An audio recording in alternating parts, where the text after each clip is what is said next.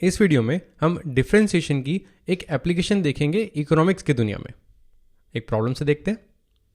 Question है total cost C X in rupees associated with the production of X units in thousands of an item is given by this function C X is equal to X cube minus 3x² plus 14x plus 2000। In the total revenue, cost भी दी हुई है, revenue भी दिया हुआ है। In the total revenue in rupees associated with the sale of X units in thousands is given by Rx equals to 15 plus 26 minus X square. तो एक फंक्शन दिया हुआ है कॉस्ट फंक्शन, जिससे टोटल कॉस्ट आएगी, और एक रेवेन्यू फंक्शन जिससे टोटल रेवेन्यू आएगा।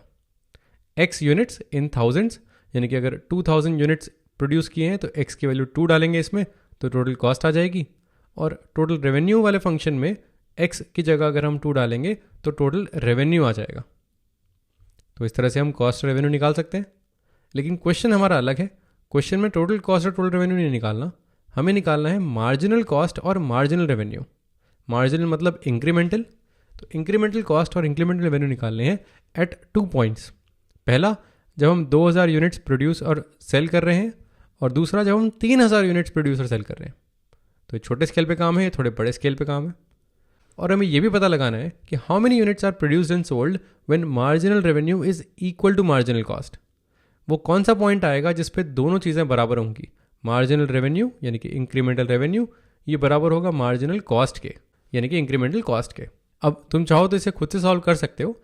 इसमें एक ही चीज़ है जो समझने वाली है, वो है कि मार्जिनल कॉस्ट और मार्जिनल रेवेन्यू ये भी फंक्शंस बनेंगे।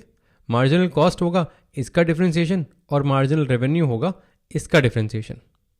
तो सी डैश एक्स बनेगा मार्जिनल कॉस्ट और आर डैश एक्स ये बनेगा मार्जिनल रेवेन्यू। अब वीडियो पॉज करके इसे खुद से ट्राई करो। ओके, चलो साथ में करते हैं। अब मार्जिनल कॉस्ट पहले निकालते हैं। यह है सी डैश एक्स, यानी कि differentiation of x cube minus 3x² plus 14x plus 2000। Marginal revenue भी लिख लेते हैं, आर डैश एक्स, यह है D by D x of 15 plus 26x minus X square. अब इन्हें डिफरेंशिएट करते हैं। मार्जिनल कॉस्ट, ये फंक्शन आ जाएगा 3x², एक्स क्यूब का डिफरेंशिएशन हो गया 3x² माइनस ये हो जाएगा 3 टाइम्स टू 6, तो 6x प्लस 14 प्लस 0, यानी कि ये हो गया मार्जिनल कॉस्ट फंक्शन। ऐसे ही मार्जिनल रेवेन्यू फंक्शन आएगा, वो आएगा 15 का 0, 26 माइनस 2x। अब अगर x की वैल्यू 2 डालें तो यहाँ पर कॉस्ट आ जाएगी, मार्जिनल कॉस्ट आ जाएगी जब हम 2000 यूनिट्स प्रोड्यूस कर रहे हैं। और अगर हम इसको x इक्वल टू यहाँ पर डालेंगे तो मार्जिनल रेवेन्यू आ जाएगा जब हम 2000 यूनिट्स बेच रहे होंगे। सेम चीज़ हम 3 के लिए भी कर सकते हैं। तो चलो वैल्यूज़ डालते हैं, इनको कंप्यूट करने की कोशिश करते हैं। तो पहले ये निकालते हैं, marginal cost at x equals to 2, ये हो जाएगी 3 टाइम्स 4 यानी कि 12 माइनस 12 प्लस 14, ये कट गया, आंसर आ गया 14। मार्जिनल रेवेन्यू आ गया 26 माइनस 4 यानी कि 22। इस केस में मार्जिनल रेवेन्यू ज़्यादा है, मार्जिनल कॉस्ट कम है, तो बढ़िया है। अगला केस देखते हैं। ये है 27 माइनस 18 प्लस 14, ये हो गया 9 प्लस 14 यानी कि 23।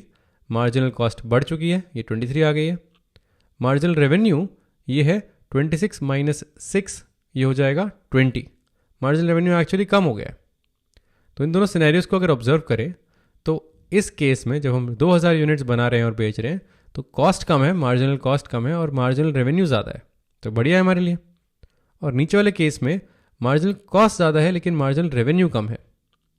तो इंक्रीमेंटल रेवेन्यू हमें कम मिल रहा है लेकिन इंक्रीमेंटल कॉस्ट बहुत ज़्यादा है। तो ये सिनेरियो बेटर है, ये सिनेरियो नहीं। तो पहले सिनेरियो में मार्जिनल कॉस्ट कम है, दूसरे में मार्जिनल कॉस्ट ज़्यादा। तो क्योंकि ये पॉलिनोमियल फंक्शंस हैं, बीच में ऐसा एक पॉइंट आएगा जिसमें मार्जिनल कॉस्ट और मार्जिनल रेवेन्यू दोनों बराबर होंगे। यानी कि अगर एक रफ आइडिया देना हो तो वो पॉइंट जिसमें मार्जिनल रेवेन्यू और मार्जिनल कॉस्ट बराबर है वो 2000 और 3000 के बीच में कहीं पर आएगा, समवेयर बिटवीन 2000 एंड 3000। अब इसकी एग्जैक्ट वैल्यू कैसे निकालें? उसके लिए हमें इन दोनों फंक्शन की ज़रूरत नहीं है। उसके लिए हम मार्जिनल कॉस्ट और मार्जिनल रेवेन्यू से बात करेंगे। हमें निकालना है मार्जिनल कॉस्ट और मार्जिनल रेवेन्यू बराबर कहाँ पर है। तो ये भी एक्स का फंक्शन है, ये भी एक्स का फंक्शन है, दोनों को इक्वेट कर देते हैं। एक्स की जो वैल्यू इसको सेटिस्फाई करेगी उस पर मार्जिनल कॉस्ट और मार्जिनल रेवेन्यू बराबर आएगा। तो ये क्वाड्रेटिक है। एक बार वीडियो पॉज करके इसे भी सॉल्व कर लो। ओके, चलो साथ में करते हैं। 3x² माइनस 6 प्लस 2 हो गया माइनस 4x, 14 माइनस 26 हो गया माइनस 12।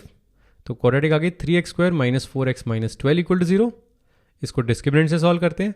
डी है b² माइनस 4ac माइनस 4 का square minus 4 into 3 into minus 12, ये हो जाएगा 16 और ये हो जाएगा 4 times 3 12, 12 times 12 144 minus minus plus, तो हो जाएगा 16 प्लस 144 यानी कि 160। इसका रूट लेंगे 16 टाइम्स 10, 16 का रूट 4, 10 का रूट 10, तो रूट डी आ गया 4 रूट 10। एक्स हो गया हमारा माइनस बी यानी कि माइनस माइनस 4 यानी कि plus 4 plus minus 4 root 10 divided by 2a, a यहाँ पर 3 है। अब यहाँ पर दो वैल्यूज आ रही हैं एक्स की। क्या इसका मतलब ये है कि ऐसे दो पॉइंट्स आएंगे जहाँ पर कॉस्ट, मार्जिनल कॉस्ट और मार्जिनल रेवेन्यू बराबर है? ध्यान से देखते हैं इसे। जो एक्स की नेगेटिव वैल्यू है 4 माइनस 4 रूट 10, वो तो एक्स हमें नेगेटिव दे रही है, यानी कि हमने नेगेटिव क्वांटिटी प्रोड्यूस की है और नेगेटिव क्वांटिटी बेची है। ये तो प्रैक्टिकल सेंस नहीं बना रही, ये रियलिस्टिक नहीं है, तो इसको हम इग्नोर करेंगे। हम सिर्फ पॉजिटिव वैल्यू लेंगे, x equals to 4 plus 4 root 10 by 2 into 3। अब इसे सिंप्लीफाई करते हैं, देखते हैं ये 2000 और 3000 के बीच में आती है क्या। इसमें 2 कैंसिल करें तो ये हो जाएगा 2 प्लस 2 रूट 10 बाई 3, 2 कॉमन लें तो ये हो जाएगा 2 बाई 3 टाइम्स 1 प्लस रूट 10। इसमें अप्रॉक्सीमेशन लगाते हैं, 2 बाई 3 की वैल्यू 0.66 और रूट 10 की वैल्यू 3.16 डालते हैं, तो इसकी अप्रॉक्सीमेट वैल्यू हो जाएगी 0.66 टाइम्स 4.16, यानी कि 4.16 का 2/3, ये रफली 2.74 होता है। यानी कि हमारी वैल्यू एक्चुअली 2000 और 3000 के बीच में ही आ रही है। अगर हमें मार्जिनल कॉस्ट और मार्जिनल रेवेन्यू बराबर रखना है तो हम 2740 यूनिट्स अप्रॉक्सीमेटली बनाएंगे और बेचेंगे। और यही चीज़ ग्राफ से भी दिख सकती है। ये ग्राफ है मार्जिनल कॉस्ट का और ये मार्जिनल रेवेन्यू का। मार्जिनल रेवेन्यू डिक्लाइन हो रहा है, ये एक स्ट्रेट लाइन है विद नेगेटिव स्लोप, और ये एक पैराबोला है, अपवर्ड पैराबोला मार्जिनल कॉस्ट।